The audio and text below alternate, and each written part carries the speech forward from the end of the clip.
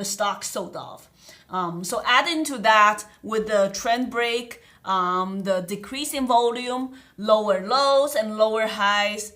And one more thing is we have to be realistic. It's not 2021 anymore. Usually when you have these like major squeezes, the black swan events, let's call it, the second or the third or fourth time, it's not going to be as strong as the first. Again, this isn't the first time GME and AMC has bounced back after the first major move in 2021 January. You can see, like if we look at the daily chart, you've tried to bounce at least 2 more times before, in March 2021, and then once again in June of 2021. So this time, like the rebound, if you look at the bigger picture, this time the bounce only went from, like this is a daily chart post-split, only went from $21 to $64. The previous bounces, we all tested $80, close to $90. So this time, you can't expect the short squeeze or the gamma squeeze to be as strong as it was in 2021.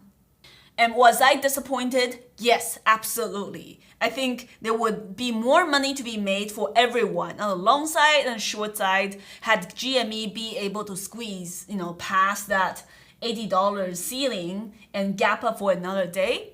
But it is what it is. You gotta trade the price action. So from the long side, from GME, from the gap up reversal long and the dip buys I did throughout the day, I made about $26,000. And on the short side, with my smaller account, I got about $2,000 on GameStop from that day trade. Besides reading the price action around the key technical levels that we talked about, I've also spent many years tracking repeatable chart patterns, and all of my go-to trading strategies were playbooks. They're essentially based on patterns that repeated over and over again. Like you saw earlier, like I would refer back to years ago, 2021, or even back in 2018, 2019. In the next trade example, I want to show you a very consistent pattern, the first red day setup. Now pay attention, especially if you're interested in day trading full time. If you can master this first red day strategy, you can identify many profitable opportunities in the stock market for 2 main reasons. The first red day setup, or what I also call as the extension daily short, it's highly repeatable among the small cap stocks. There are many small cap stocks runners every single day, and some of them gap up for a day and fade. Some of them run for multiple days and still fade. While this specific strategy doesn't really occur as often when it comes to larger cap stocks over 1 billion market cap, sometimes it's still very profitable to trade. With this case, AMC and GameStop. And the second point about why I like this strategy a lot is that the first red day strategy is based on a lot of trader psychology.